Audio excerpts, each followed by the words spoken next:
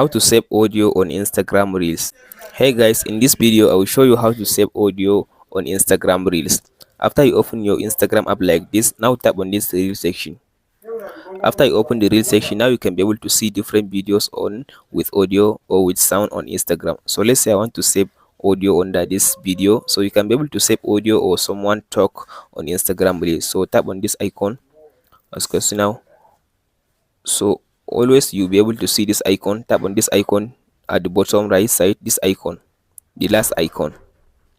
After you tap on the icon, as you can see now, here you can be able to see different people that use the same audio on their Instagram videos. As you can see, here is it. So to save the audio on your Instagram, now tap on this icon, this one.